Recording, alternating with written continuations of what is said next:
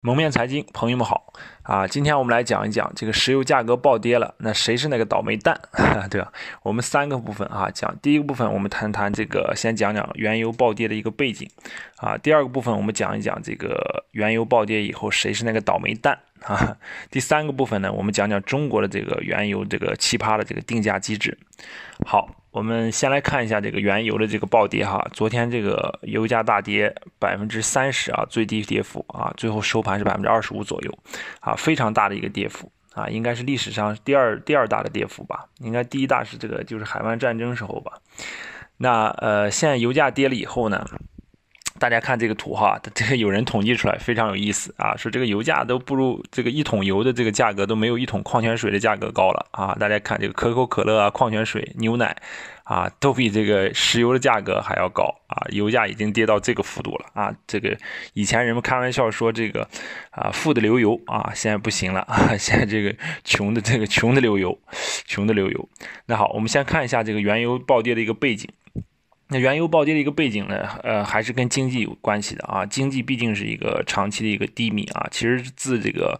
14-15年那个油价下跌以后啊，一直其实油价是一个比较低迷的一个过程啊，主要跟经济的低迷有极大的关系啊，主要是需求比较孱弱啊，整个经济比较低迷，这是一个背景。第二个呢，直接的一个触发因素呢，就是这个昨天暴跌的一个触发因素，就是俄罗斯和沙特的这个联盟破裂了。啊，之前沙特和这个俄罗斯啊，它有一个联盟的一个协议啊，以沙特为代表的这个欧派克和这个俄罗斯它有一个联盟。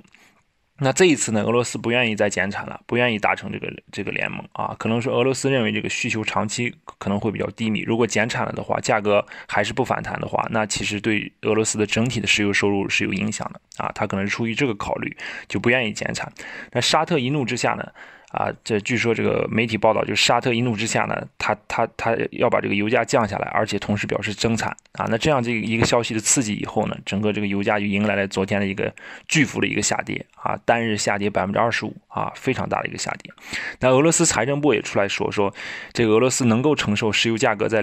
这个6到10年内维持25到30美元每桶的水平，国家因为它有国家财富基金超过了1500亿美金，可以长期啊，可以在油价长期低迷的情况下啊，能够存活，能够动用。那整个啊，这就是油价下跌的一个背景哈。这个俄罗斯和简而言之来讲，就是这个俄罗斯和以沙特为首的欧派克谈崩了。啊，但是这个油价下跌呢，最受伤的还不是这两位老大哥啊，最受伤的啊，我们第二部分来就讲一讲谁是最受伤的那个人啊，谁是最受伤的那个人。那油价这么低啊，因为每个国家的这个石油的这个生产成本不一样。啊，这个大家可以看一下这幅图啊，这幅图就是这个石油财政的盈亏平衡的一个油价啊，因为有很多的国家呢是财政收入是高度依赖这个石油的收入的啊，石油的收入对他们的这个财政的平衡啊，对他们这个维持这个国家的运行有着非常重要的作用啊，所以大家可以看一下啊，伊朗的这个油价平衡成本是非常高啊，194美金啊，因为伊朗高度依赖这个石油的这个收入啊，尤其是被美国制裁以后的话，伊朗的财政困境更是非常非常大。那我们看一下这个最大的这个倒霉蛋啊，就伊朗啊，这是当之无愧的第一个最大的倒霉蛋。伊朗在这个开年的时候啊，这个国家的第2号人物啊，苏莱曼尼被无人机猎杀啊，当时差点爆发战争，期间那个军队还把乌克兰的客机打下来啊，备受谴责。然后呢，紧接着这个非洲爆发了这个蝗虫啊，又进入了这个伊朗，进入中东啊，肆虐。啊，然后这还不算啊，这个紧接着这个新冠病毒，这个伊朗又成了中东的这个重灾区啊，大家可以看到数据了，爆发的速度非常快，那多名的高官都受到了感染啊，甚至有些过世。那最后呢，就是本身就被美国已经制裁的很惨了，本身这个石油的出口就受到抑制，那现在油价又大幅的暴跌，那收入就更加的窘迫啊，所以当之无愧最大的这个倒霉蛋呢是伊朗啊。我们以前一直开个玩笑啊，说经常有时候老大跟老二打架啊，老大打了老二一拳，结果老大老二啊蹭破点这个皮毛啊，那个没啥事儿，结果老三老四挂了，老三老四受不了了啊，这个就是这次油价大跌以后啊，这个伊朗和这个沙特和这俄罗斯呢可能没什么事儿啊，但是其他国家呢，尤其是高成本的这个产油国受不了啊，可能会非常大的这个压力啊。第二惨呢，我觉得就是委内瑞拉了。委内瑞拉的这个石油的生产成本也非常高。那再加上这个一直受到美国的制裁啊，再加上一直在内部也不稳定，所以这个委内瑞拉的这个压力也是非常大的。然后后面就是大家可以看一下这些生产成本高的这个一些国家，包括这个中亚的哈萨克斯坦啊，也有新闻啊讲到它的这个货币的贬值非常剧烈啊，大家可以看到。那整个这个油价降低到这个位置啊，$30左右的这个位置的话，那其实没有几个国家啊，这个产油国的国家日子能好过了啊，很多的国家日子都会非常难过。这里面包括加拿大啊，加拿大它这个油砂的成本也比较高啊，还有挪威这种海上石油的开采成本也非常高啊，包括中国的这个石油开采成本也在$50以上啊，成本都是比这些中东地区和这个俄罗斯要高的啊，所以对他们的这个石油产业也有巨大的这种影响。好，再给大家介绍一个可能大家不太关注的啊，其实这个石油的玩家里面啊，目前美国已经成为一个真正的非常重要的核心玩家。随着页岩油的革命，在1415年以后啊，美国的页岩油革命啊获得了成功，这个页岩油的开采成本迅速下降啊，美国也变成了一个核心玩家。它的这个石油产量，根据这个美国能源署公布的数据显示啊，美国原油产量从2009年的1月每日的510万桶啊，攀升到2019年8月的每日1230万桶啊，这个非常高的一个攀升幅度。大家可以有一个这个动态的这个视频啊，大家可以看一下啊，几十秒。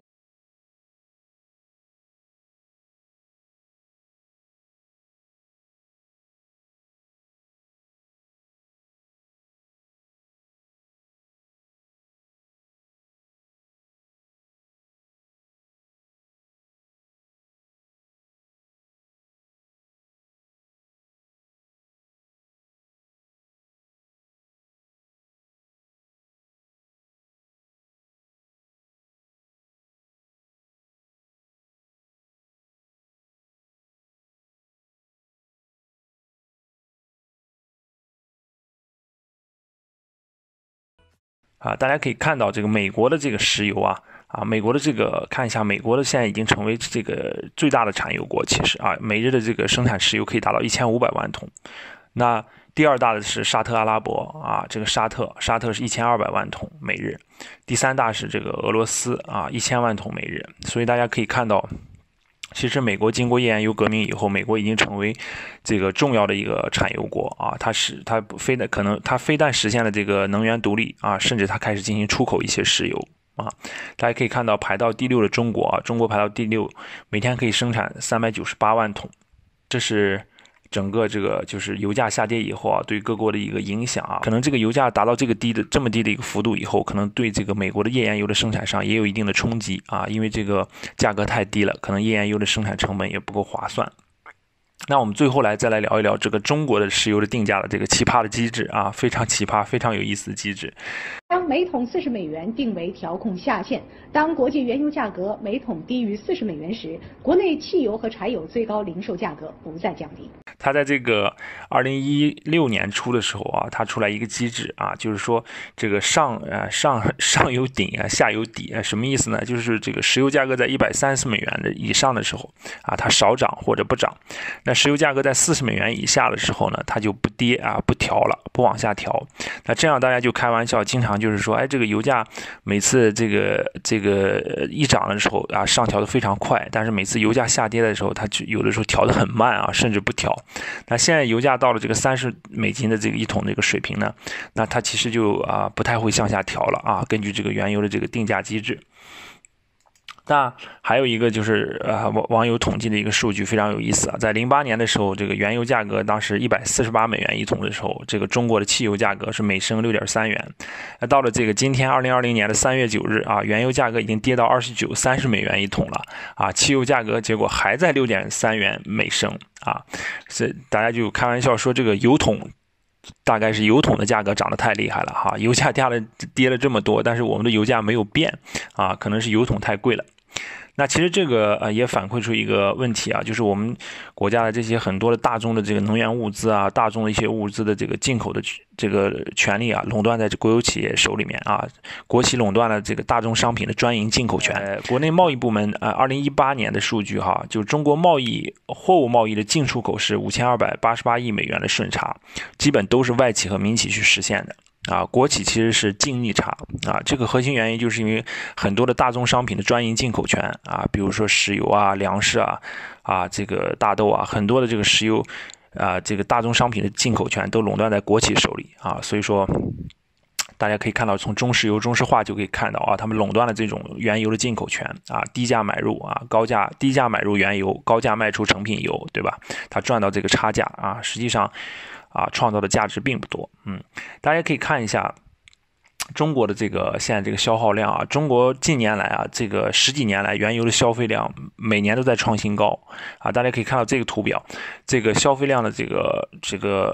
消费量是越来越大啊，进口依存度是越来越高。那根据这个1月14号的这个中国海关总署的这个发布的数据，2019年中国进口原油是5.06亿桶，历史上首次突破1000万桶每天的大关啊，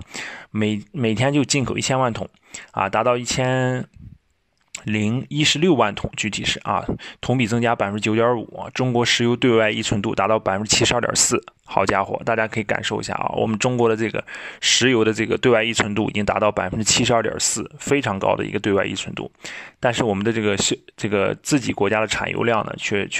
比较低迷啊，这个自己的产油量的这个增产的这个能力非常可能会差一点。那最后再给大家看一下这个中石油的这个股价哈，这个典型的是一个价值的这个毁灭之旅哈。从这个中石油07年上市，当时最高的价格48元一股啊，一直到现在一直是喋喋不休啊，跌了大概10多年吧，一直跌到最近的这个又创了新低啊，跌到这个5块钱一股啊。由此大家可以看出来这种比较僵化的这种国有企业，僵化的这种一些企业它其实是这个价值的一个毁灭之旅啊。你买了它，长期持有只会输的这个灰飞烟灭啊，输的一分都不剩啊，因为它是一个价值毁灭之旅，不创造价值。好了，这就是今天我给大家分析的。我给大家讲了主要3部分。第一部分讲了一下这个原油下跌的一个背景下跌的一个背景。第二部分给大家讲了一下这个原油价格降到这么低，那谁受到的损失最大？谁是那个倒霉蛋啊？第3部分呢，我给大家又简单这个介绍了一下这个中国的石油定价的一个机制，以及是中国石油这个对外依存度的一个这个巨大的一个程度啊。好的，这就是今天我给大家分享的谢谢收看，我们下期再见。